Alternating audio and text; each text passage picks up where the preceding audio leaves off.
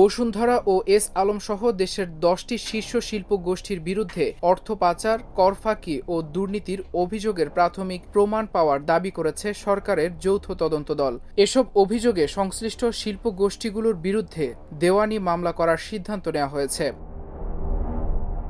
বসুন্ধরা ও S Alam ছাড়াও তদন্তের আওতায় রয়েছে বেক্সিমকো, নাবিল, সামিট, অরিয়ন, জেমকন, নাসা, শিকদার এবং আরামিট। শুধু প্রতিষ্ঠানই নয়, এসব শিল্পগোষ্ঠীর শীর্ষ ব্যক্তিদের ব্যক্তিগত আর্থিক লেনদেন ও সম্পদও তদন্তের আওতায় আনা হয়েছে।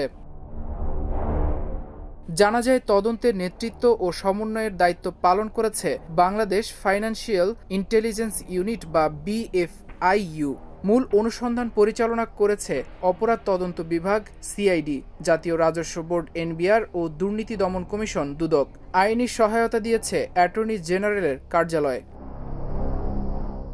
বাংলাদেশ ফাইন্যান্সিয়াল ইন্টেলিজেন্স ইউনিটের প্রধান ইখতিয়ার উদ্দিন মোহাম্মদ মামুন বিষয়টি নিশ্চিত করে জানান, একটি যৌথ তদন্ত দল সংশ্লিষ্ট গ্রুপগুলোর বিরুদ্ধে অভিযোগ অনুসন্ধান করেছে এবং প্রাথমিক প্রমাণ পেয়েছে।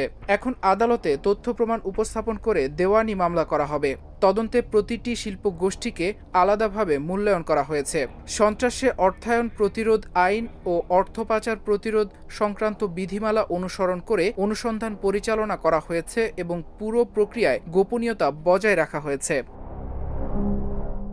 সরকারি সূত্র জানায়, এসব শিল্পগোষ্ঠীর বিরুদ্ধে বিভিন্ন ব্যাংক থেকে প্রতারণা ও জালিয়াতির মাধ্যমে ঋণ গ্রহণ, রাজনৈতিক প্রভাব ব্যবহার করে অবৈধ সুবিধা অর্জন, ঘুষ ও দুর্নীতির মাধ্যমে সম্পদ অর্জন, কর ও শুল্ক ফাঁকি এবং বৈদেশিক বাণিজ্যের আড়ালে বিদেশে অর্থ পাচারের অভিযোগ তদন্ত করা হয়েছে। এ সংক্রান্ত সিদ্ধান্তের কথা গত 2 ডিসেম্বর আর্থিক প্রতিষ্ঠান বিভাগ BFIU-কে চিঠির মাধ্যমে জানায়। পরে 6 জানুয়ারি যৌথ তদন্তের কাঠামো ও কার্যপদ্ধতি চূড়ান্ত করা হয়। অনুসন্ধানের অংশ হিসেবে সংশ্লিষ্ট বেশিরভাগ শিল্পগোষ্ঠীর ব্যাংক হিসাব ইতোমধ্যে জব্দ করেছে BFIU। পাশাপাশি তাদের স্থাবর ও অস্থাবর সম্পদ, ব্যাংক ঋণ, ঋণের ব্যবহার, অর্থের প্রবাহ, ব্যবসায়িক লেনদেন এবং ঋণের প্রকৃত সুবিধাভোগীদের বিষয়ে তদন্ত করা হয়েছে। এছাড়া যুক্তরাষ্ট্র, যুক্তরাজ্য, সিঙ্গাপুর, কানাডা ও সংযুক্ত আরব আমিরাত সহ বিভিন্ন দেশে সংশ্লিষ্ট ব্যক্তিদের সম্ভাব্য সম্পদের তথ্য জানতে সংশ্লিষ্ট কর্তৃপক্ষের কাছে অনুরোধ পাঠানো হয়েছে।